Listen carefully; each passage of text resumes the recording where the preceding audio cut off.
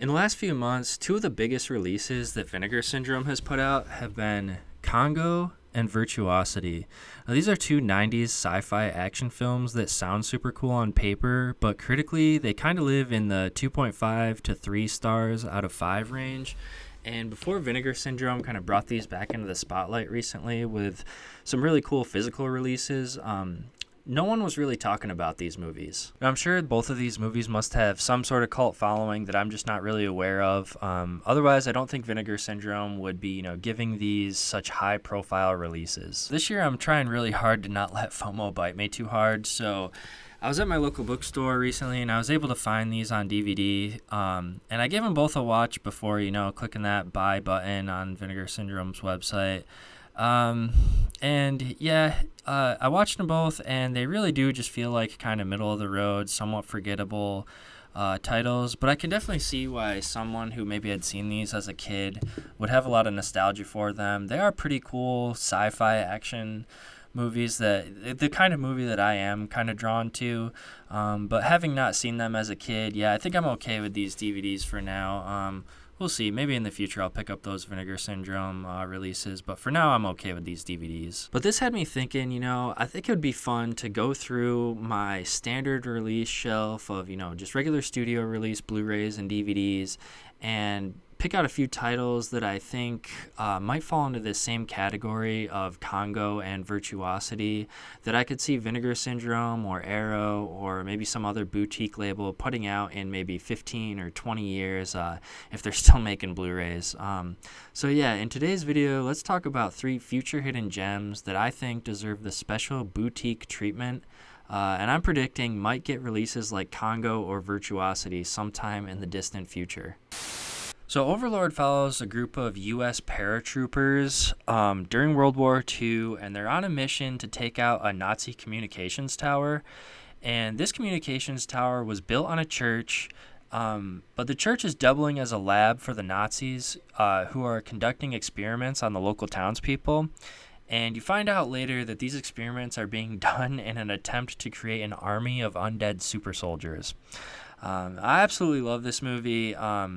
To me, it's kind of like if you took a mix of a smaller scale World War II action-adventure movie like Inglourious Basterds or Saving Private Ryan, and you kind of mixed it with a zombie movie like Dawn of the Dead, and threw in, a dash of some gruesome, schlocky, grindhouse flavor to it, and blended it all up. And even gave it like a decent budget and some pretty good talent behind the camera and in front of the camera. The movie does a really good job introducing this, kind of quirky, cool cast of characters and giving them all believable traits and motivations. Wyatt Russell plays Corporal Lewis Ford, and he's just a real hard-nosed, badass soldier trying to lead this group and accomplish their mission. I'm probably going to butcher this name, but Jovan Adepo, he plays Private Edward Boyce, and he's kind of like the de facto hero almost, main character type, who maybe has a bit more of a moral center than the rest of the group. And then another name I'm probably going to butcher, Mathilda Olivier, I think is how you pronounce it. She's a really strong female co-lead and gives a great performance as this kind of oppressed local who reluctantly takes in the American soldiers and winds up helping them out maybe a little bit more than she thought she would, while also seeking out some revenge for herself and her family in the process. So for me, this movie really works on multiple levels. There's really cool action, set pieces. There's some super cool gore and, makeup effects. You get that grindhouse feel, but with a decent budget. I only have the Blu-ray here, but I'm sure the 4K looks great. And the story is actually pretty compelling. It sucks you in and has you rooting for the good characters and really wishing for the worst for the bad guys. And I do want to mention the main big bad guy. He's played by Pilou Asbæk, I think is how you pronounce it, who you might recognize as Euron Greyjoy from Game of Thrones. He's really, really good as this just, ruthless, nasty Nazi Captain Bastard. That's Overlord. I think it's a really just a fun ride, especially if you're into like grindhousey movies and war movies. I highly recommend this if you're into stuff like that. And yeah, I really do hope that one day maybe Vinegar Syndrome or Arrow puts out like a chunky box or maybe a VSU of this. I feel like this is right in line with movies like Congo and Virtuosity, right in that 2 to 3 star range. And yeah, I think if we give this, 10, 15 years, give it a little time for people to kind of like build up some nostalgia and be like, oh yeah, I remember Overlord. Like that was a really cool movie. That'd be awesome if we got like a special boutique release of this movie. So the next title I grabbed that I think kind of fits into the same category is Underwater. And this movie is actually only 4 years old. It's from 2020. It stars Kristen Stewart, Vincent Cassel, T.J. Miller, and a bunch of other people. It's directed by William Eubank, and yeah, I think this is another one that kind of fits into that same category as Congo and Virtuosity. It's kind of this like sci-fi, action, horror-ish movie.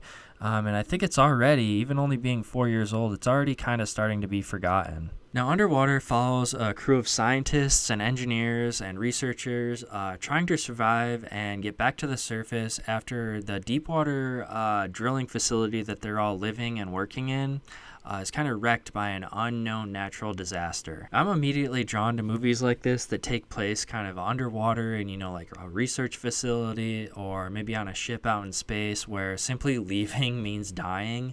Movies like Alien and Deep Blue Sea are some of my favorites of this genre that I'm dubbing Stuck on the Ship. Now, after rewatching this movie a couple weeks ago, my opinion on it has kind of come down a little bit. I definitely liked it more the first time I watched it. T.J. Miller's character in particular stands out as a total kind of flop. He's trying really hard to be this comedic relief character, and it just kind of fell flat for me. Everything with his stuffed animal and just his, poorly timed jokes, they just feel way out of left field most of the time. And it doesn't really match with the tone of the rest of the movie. All his jokes are just really poorly timed and they don't mesh with the feel of the rest of it. I know it's mostly probably due to a bad script, but regardless of who's to blame, his character in general just doesn't feel right in this movie that's otherwise pretty dark in tone. There is still a lot to like about this movie, though. Kristen Stewart is pretty good as kind of this Ripley stand-in. Vincent Cassel is in a league of his own. He's really just like totally out-acting everybody else in this movie. I love the set designs, and the underwater suits the crew wear are super cool. They kind of look like they're something out of like a Japanese anime or something. And the director and editor do a pretty good job at building tension, and there's some pretty shocking moments, actually. So overall, I think Underwater has a pretty cool vibe to it. It's pretty atmospheric. I love the stuck on a ship or underwater setting that I was talking about earlier. Even if they spend a good amount of time in the suits outside of the facility, I still think this movie kind of falls in that camp for me. I do find myself putting movies like this and Alien and Deep Blue Sea on a lot of the time to help me fall asleep. I don't know why. I just find movies like that comforting. They're dark, they're confined, and yeah, they just have this really cool atmospheric vibe to it that I find comforting. Alright, and the third and last film that I picked out for this video is Life. And this is from 2017. It's directed by Daniel Espinosa and has a really stellar cast. It stars Jake Gyllenhaal, Rebecca Ferguson, Ryan Reynolds, and an underrated favorite of mine, Hiroyuki Sanada, I think is how you pronounce his name. He's also in Sunshine and The Last Samurai, two movies that I really do love, and I'm sure I'll probably end up talking about those movies at some point on the channel. But yeah, so Life is another kind of stuck on the ship science fiction horror movie. Some criticize this movie for being maybe a little too similar to Ridley Scott's Alien. But I think it has enough original ideas and does enough to really set itself apart from the classic xenomorph film that we all know and love. Now, Life follows a team of astronauts and scientists on board a space station just outside of Earth's orbit, and they're studying a newly discovered organism. And I believe this organism is supposed to be the first contact with any life outside of Earth in this movie's universe. When this life form is brought on board, it grows super fast and it becomes super smart very rapidly. The people end up naming this organism Kelvin, And Calvin, he ends up escaping his container, and the lab where he's being studied altogether after an absolutely shocking sequence where the starfish-like organism kills a member of the crew in what I think is one of the most messed up ways you could see somebody be killed on camera. It's not particularly gory or gruesome. It's just the way he does it. I don't want to spoil it, but the way he does it is just super, super bad. It's real messed up. What follows is a series of attempts to eliminate Calvin and reestablish a quarantine or a firewall, as Ferguson refers to it, and keep Calvin from reaching Earth. Part of what makes this movie so scary and effective for me is the design of Calvin. Like they say in the film, he's all muscle and all brain at the same time. And it's almost like this transparent flower-like aesthetic. It's kind of beautiful, but grotesque at the same time. It's hard to explain, but once you see it, as Calvin grows and gets bigger, he gets like kind of nastier looking. And he even has this kind of like shell beak type thing on his face as he gets bigger. But yeah, he maintains that kind of like flowery look to it, and something about that is just really creepy to me.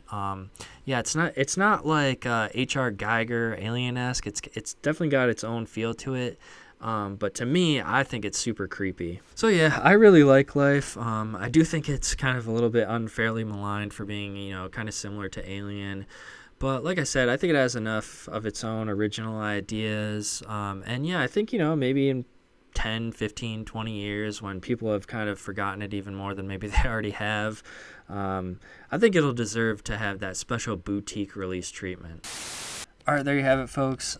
3 really good, in my opinion, sci-fi, action, horror movies that I think will deserve the boutique release treatment, in 10 or so years when people have had enough time to forget about these a little more and build up some nostalgia for them. These 3 movies really do kind of represent my taste pretty well, I think. So yeah, let me know down in the comments. Do you like these movies? And are there any other modern horror sci-fi movies that you think kind of fall into the same camp as like Congo and Virtuosity that, maybe in 10 years or so when they've had a little bit of time to build up some nostalgia and maybe people start to forget about them a little bit, that you think deserve the boutique release, maybe like a VSU or a chunky box from Arrow. With that, I'll just say, thanks for watching the video. I'll catch you guys in the next one.